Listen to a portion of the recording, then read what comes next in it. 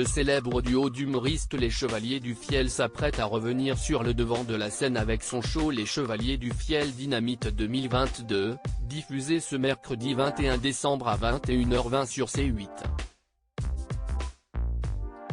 Mais comment les deux hommes se sont rencontrés?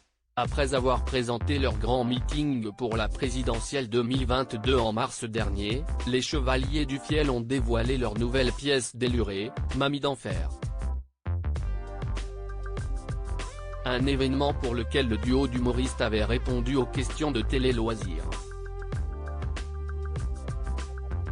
Très concernés par l'épidémie de Covid, Éric Carrière et Francis Ginibre n'avaient pas hésité à aborder le sujet lors de leur émission annuelle, Les Chevaliers du Fiel Dynamite 2021.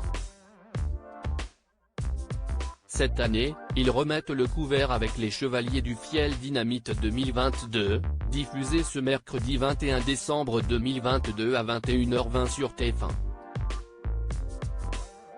Pour finir l'année en beauté, en voilà une belle occasion d'aborder les fêtes avec le sourire. Comme chaque année, les Chevaliers du Fiel dressent leur bilan avec humour. Pendant 1h30, le duo, qui incarne comme à son habitude différents personnages, révèle des sketchs et un clip inédit, des chansons, appuyées sur des faits marquants qui se sont déroulés ces derniers mois. Enregistrée en public, l'émission aux accents délirants incitera les téléspectateurs à se questionner sur l'année écoulée, toujours avec le sourire, évidemment.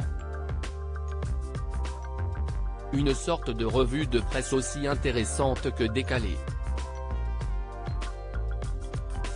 Une rencontre qui va tout changer s'ils nous font rire depuis 30 ans, Éric Carrière et Francis Ginibre n'étaient pas particulièrement destinés à en arriver là. Alors que le premier était docteur en sociologie, le deuxième étudiait au Beaux-Arts. Au début des années 1980, Éric Carrière joue dans un petit théâtre à ses heures perdues, et cherche un batteur pour l'accompagner.